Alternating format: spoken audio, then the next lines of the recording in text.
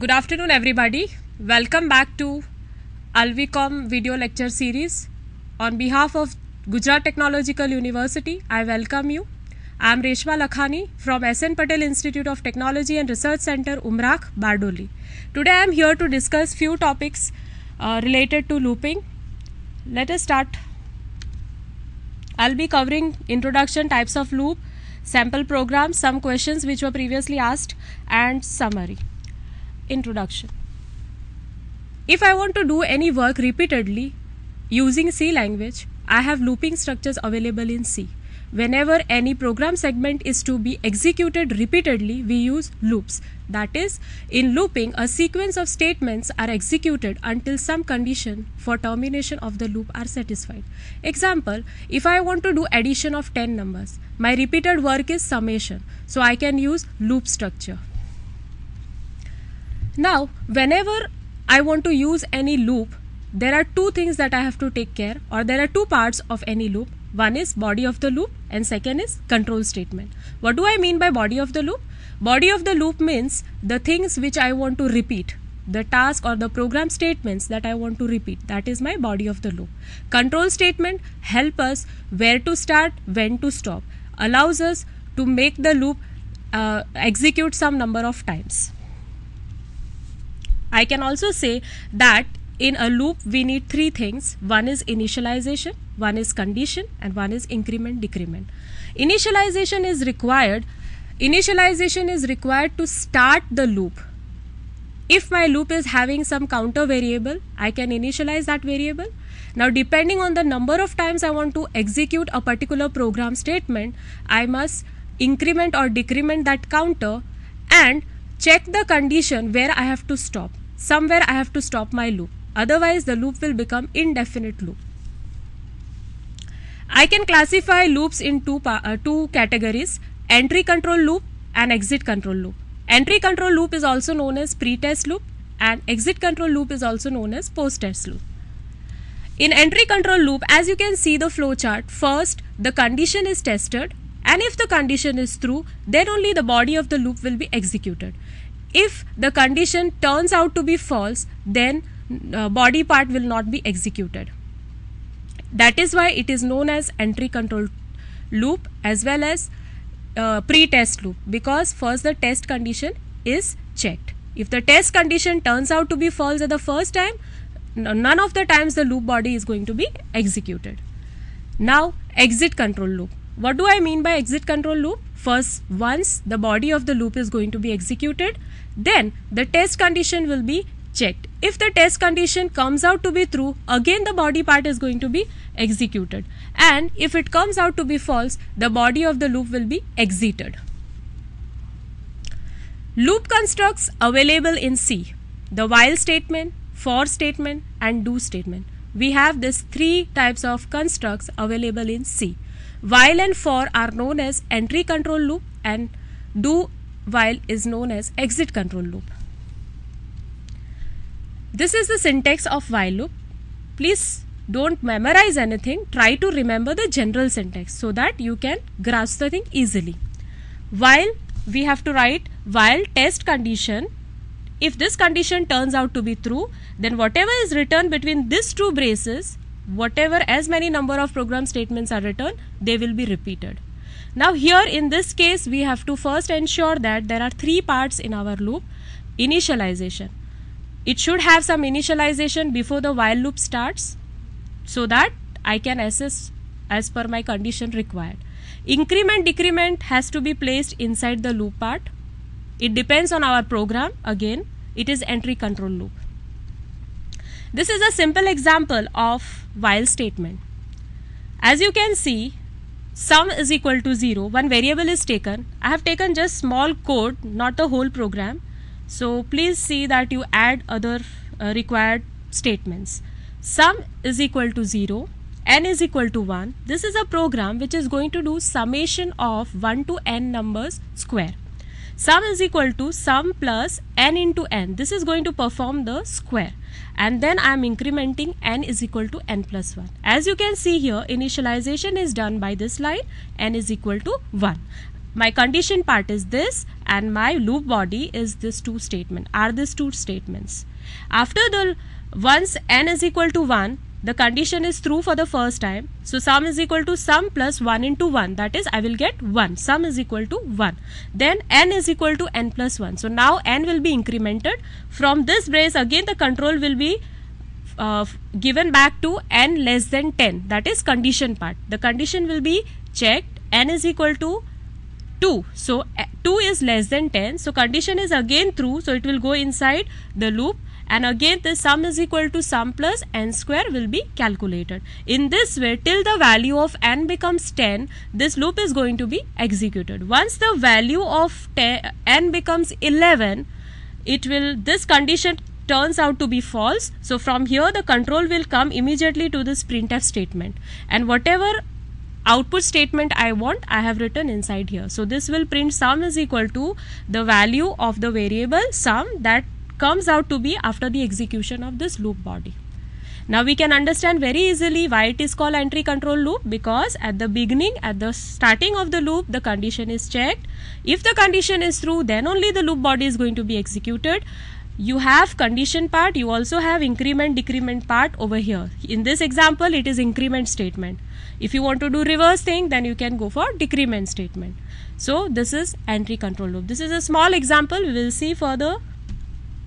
Now we have another entry control loop, that is for statement. Now in for statement, the syntax is you should have a keyword for. You have three parts inside for statement. First part is initialization. Second part is test condition, and third part is either increment or decrement. As you can see from here, all the three parts have been placed in the same statement. Each part will be separated by semicolon. We normally make mistake, instead of using semicolon we put there comma, and also we also put semicolon at the end of the for loop, or whether it was previously while loop. So you put most of you may make mistake of putting semicolon at the end of the loop statement, while statement or for statement. In that case compiler will not show us an error because it is not a syntax error. In that case what will be considered, that for loop does not have any loop body, and whatever is written inside that will be executed and it will go to the next line after the for loop. Now here you can see initialization has been done in the first part. You have test condition. So whatever is initialized over here, then the test condition is executed. If the test condition is true, the body of the loop will be executed. If the test condition is false, immediately after the for loop, whichever statement is stated will be executed.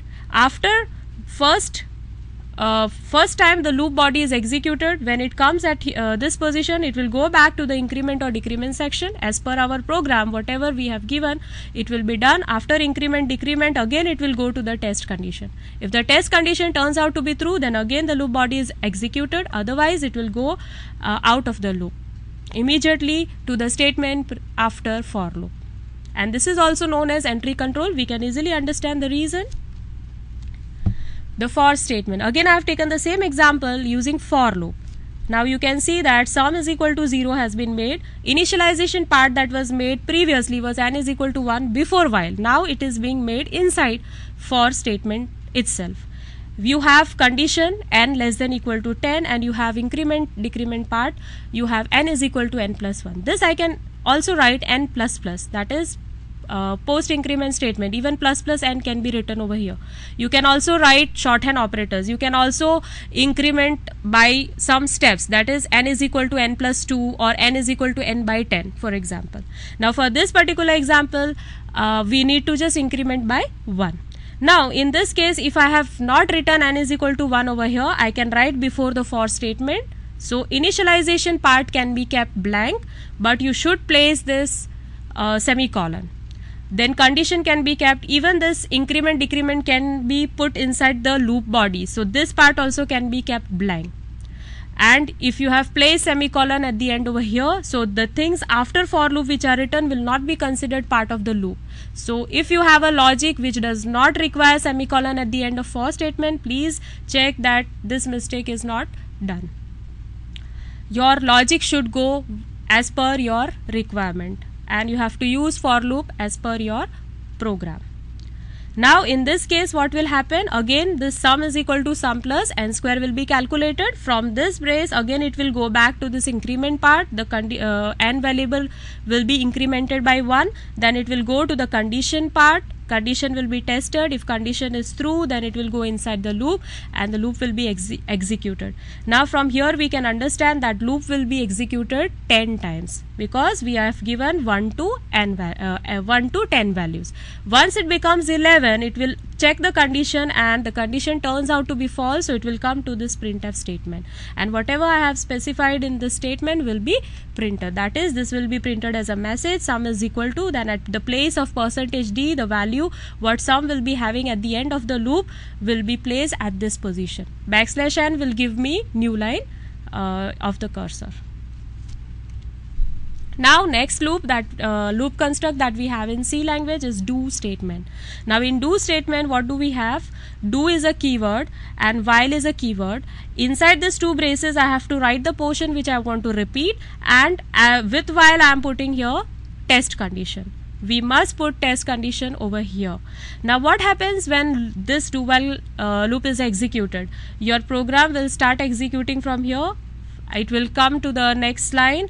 After that, whatever statements you have written inside this part, that is body of the loop, will be executed, and now it comes to the while condition.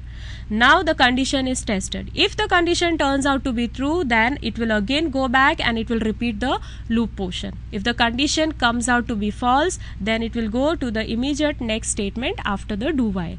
Now we have to understand one thing about do while, that it is exit control loop because the test condition is checked at the end, and also it will execute at least once. So do while statement can be used wherever we need that at least once a loop body has to be executed.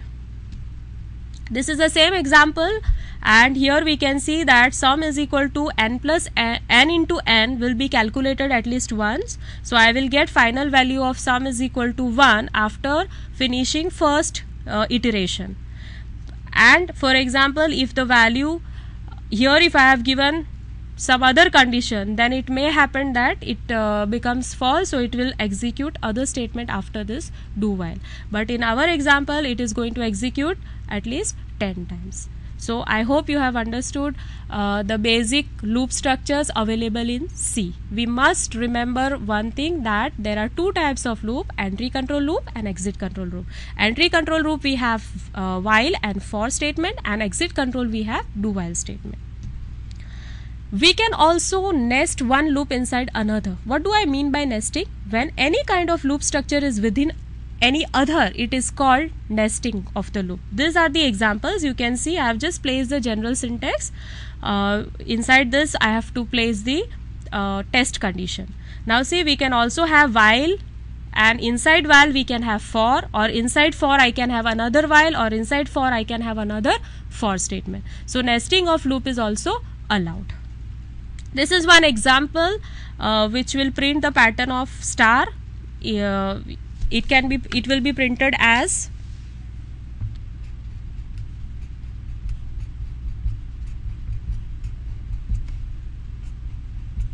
you can see it will be printed this way.